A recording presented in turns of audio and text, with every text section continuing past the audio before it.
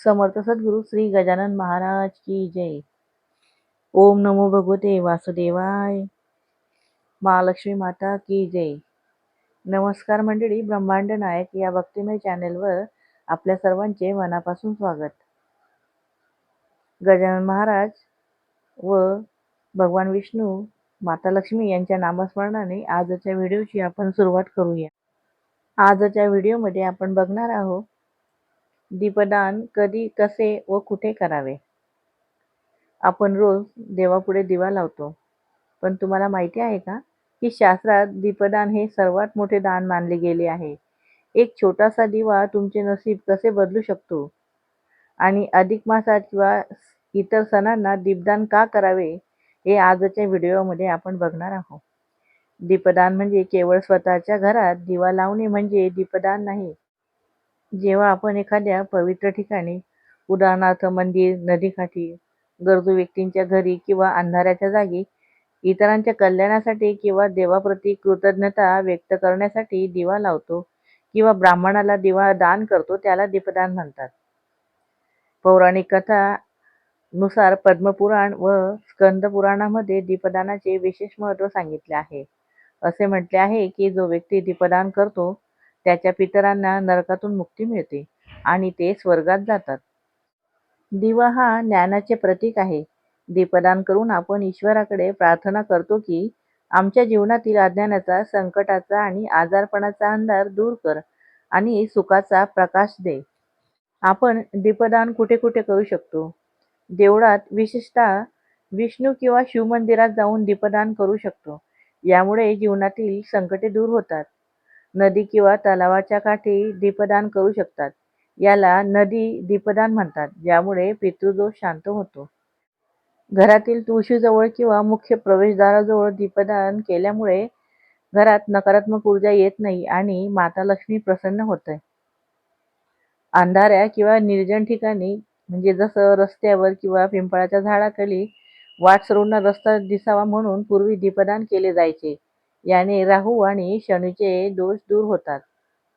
कोणत्या इच्छापूर्तीसाठी कोणते तेल वापरावे दिव्यामध्ये, याबद्दल आपण जाणून घेऊया.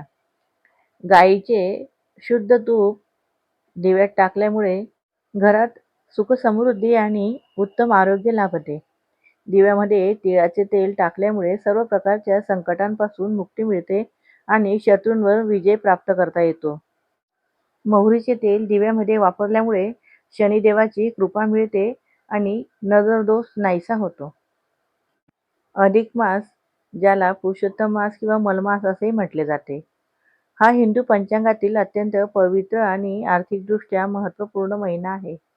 या महिन्यात केलेल्या धार्मिक कार्याचे, विशेषतः दीपदानाचे फळ इतर महिन्यांच्या तुलनेत अनंत पटीने जास्त मिळते. अधिक मासामध्ये दीपदानाचे विशेष महत्त्व आहे. हिंदू शास्त्रानुसार अधिक मासाचे अधिपती स्वतः भगवान विष्णू आहेत. या महिन्यात दिवादान केल्याने भगवान विष्णू आणि माता लक्ष्मी अत्यंत प्रसन्न होतात. अधिक मासामध्ये नियमित दीपदान केल्याने व्यक्तींचे जन्मजन्मांतराचे पाप धुवून निघतात. अक्षय पुण्य मिळते. या महिन्यात केलेल्या छोट्याशा दानाचे किंवा पूजेचे फळही अक्षय, म्हणजे कधीही नष्ट न होणारे असे मिळते. हिंदू शास्त्रानुसार दीपदानाला खूप मोठे धार्मिक आणि आध्यात्मिक महत्त्व आहे. वेगवेगळ्या धातूंचे दिवे दान केल्याने जीवनात वेगवेगळ्या प्रकारचे सकारात्मक बदल घडून येतात आणि विविध फळे मिळतात. कोणत्या धातूचे दीप दान करावे, त्याचे महत्त्व आणि मिळणारे फळ याबद्दल आपण सविस्तर माहिती जाणून घेऊया. सोन्याचा दिवा. सोने हा अत्यंत पवित्र आणि शुद्ध धातू मानला जातो. हा दिवा सूर्य आणि गुरुग्रहाशी संबंधित आहे. याचे फळ असे: सोन्याच्या दिव्याचे दान केल्याने घरात अखंड लक्ष्मीचा वास राहतो. कुटुंबाला सुखसमृद्धी लाभते, व्यवसायात वृद्धी होते आणि व्यक्तीला समाजात मानसन्मान व कीर्ती मिळते. आध्यात्मिक उन्नतीसाठी हे सर्वोत्तम मानले जाते. चांदीचा दिवा. चांदीचा संबंध चंद्र आणि शुक्र ग्रहाशी आहे. हा धातू मनाला शांतता आणि शीतलता देणारा मानला जातो. याचे फळ असे मिळते चांदीचा दिवा दान केल्याने घरातील कौटुंबिक कलह संपतात आणि शांतता लाभते. मानसिक तणाव दूर होतो. तसेच पितृदोषांपासून मुक्ती मिळवण्यासाठी आणि पितरांच्या आत्म्याला शांती मिळवण्यासाठी चांदीच्या दिव्याचे दान करणे अत्यंत शुभ मानले जाते. तांब्याचा दिवा. तांबे हा मंगळ आणि सूर्यग्रहाचे प्रतिनिधित्व करतो. यामध्ये सकारात्मक ऊर्जा आणि आकर्षित करण्याची मोठी शक्ती असते. याचे फळ असे, तांब्याचा दिवा दान केल्याने शरीरातील रोगराई दूर होते आणि उत्तम आरोग्य लाभते. शत्रूंवर विजय मिळवण्यासाठी आणि रक्ताशी संबंधित आजारांपासून मुक्ती मिळवण्यासाठी तांब्याच्या दिव्याचे दान केले जाते. पितळेचा दिवा. पितळ हा धातू भगवान विष्णू आणि देवगुरु बृहस्पती यांना अत्यंत प्रिय आहे. सामान्यतः पूजेमध्ये याचा वापर मोठ्या प्रमाणावर होतो. याचे फळ असे की पितळेचा दिवा दान केल्याने घरात भाग्योदय होते. मुलांच्या शिक्षणात येणारे अडथळे दूर होतात आणि बुद्धीचा विकास होतो. घरात मांगल्याचे वातावरण निर्माण होते. काशाचा दिवा म्हणजे कांस्य दीपदान. काशाचा संबंध प्रामुख्याने बुध ग्रहाशी जोडला जातो. याचे फळ असे की काशाच्या दिव्याचे दान केल्याने बुद्धी तीक्ष्ण होते, व्यापारात यश मिळते आणि वंशवृद्धी होते. म्हणजे पुत्रप्राप्तीसाठी हे दान शुभ मानले जाते. मातीचा दिवा सर्वोत्तम आणि सुलभ. जरी हा धातू नसला तरी शास्त्रात मातीच्या दिव्याला सर्वात पवित्र आणि नैसर्गिक मानले गेले आहे. याचा संबंध थेट पृथ्वी तत्वाशी आणि मंगळ शनी ग्रहाच्या शांतीशी आहे. याचे फळ असे, मातीचा दिवा दान केल्याने व्यक्तीमधील अहंकार नष्ट होतो.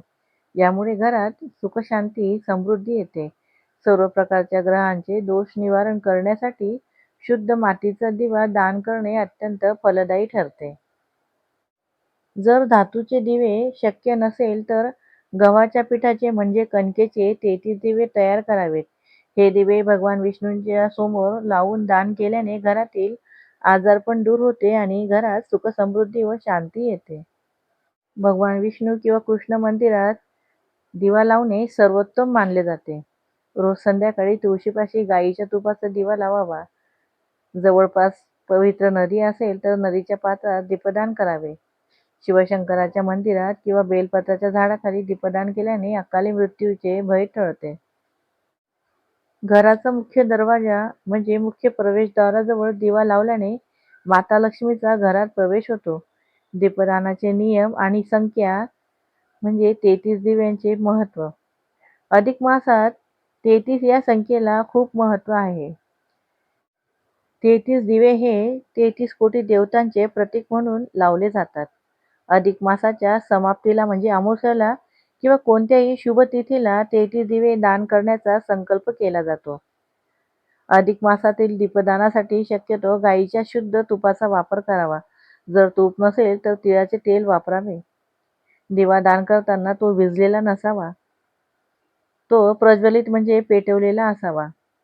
थोडक्यात सांगायचे तर अधिक मासात केलेले दीपदान हे मनुष्याला मृत्यूनंतर मोक्ष मिळवून देणारे आणि जिवंतपणी सुख देणारे मानले गेले आहे. दीपदान करताना ही काळजी नक्की घ्यावी. दिवा कधीही रिकामा म्हणजे बिनतेलाचा किंवा तुपाचा दान करू नये. त्यात तूप किंवा तिळाचे तेल आणि कापसाची वात असावी. दिवा प्रज्वलित करूनच दान करणे अधिक फलदायी मानले जाते. दीपदान अधिक महिन्यात कोणत्याही तिथीला दान करणे खूप महत्त्वाचे मानले जाते. अमावस्या, पौर्णिमा, गुरुपुष्यामृत योग, एकादशी अशा तिथींना दीपदान केल्याने अधिक पुण्य मिळते.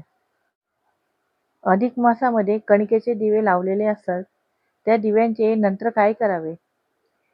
अधिक मासामध्ये कणकेचे दिवे लावले तर ते गाईला खाऊ घालणे अत्यंत शुभ आणि शास्त्रोक्त मानले जाते. दिवे विझल्यानंतर ते दिवे गाईला खायला देताना त्यातील जळालेली वात व जमा झालेली काजळी म्हणजे काळी मळी संपूर्णपणे काढून वेगळी करावी. ती गाईच्या पोटात जाता कामा नये. उरलेले तूप, तेल पुसून घ्यावे. दिव्यात जर खूप जास्त जळलेले तूप किंवा तूप उरले असेल तर ते बाजूला काढून घ्यावे. थोडेफार तूप पिठाला लागलेले असेल तर चालेल, पण वात मात्र नक्की काढावी. पिठाचा दिवा गाईला देताना तो कुठेही घाण जागेवर पडलेला नसावा.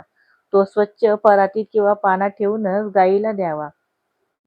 हिंदू धर्मात अन्नाचा अपमान करणे पाप मानले जाते. पिठाचा दिवा हा गव्हाच्या कणकेच्या म्हणजे अन्नापासून बनलेला असतो.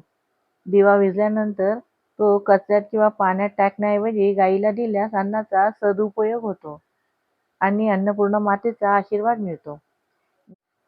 गायीच्या शरीरात 33 कोटी देवतांचा वास असतो असे मानले जाते. अधिक मासातील 33 पिठाचे दिवे जेव्हा तुम्ही गायीला खाऊ घालता, तेव्हा तुम्हाला सर्व देवतांना नैवेद्य अर्पण केल्याचे पुण्य लाभते. असे केल्याने घरातील दारिद्र्य दूर होते, राहू, केतू आणि शनीचे दोष शांत होतात व कुटुंबात समृद्धी येते. थोडक्यात सांगायचे तर दिवा विझल्यानंतर त्याची जळालेली वात काढून तो पिठाचा गोळा गायीला नक्की खाऊ घालावा. जर गायीला देणे शक्य नसेल तर ते एखाद्या झाडाखाली ठेवावे, जेणेकरून मुंग्या, पक्षी ते दिवे खाऊ शकतील किंवा पाण्यात माशांना टाकू शकतात. तुम्हाला दीपदानाची माहिती आवडली असल्यास कृपया चॅनलला लाईक, शेअर आणि सबस्क्राईब नक्की करा. आणि कमेंटमध्ये ओम नमो भगवते वासुदेवाय लिहायला विसरू नका.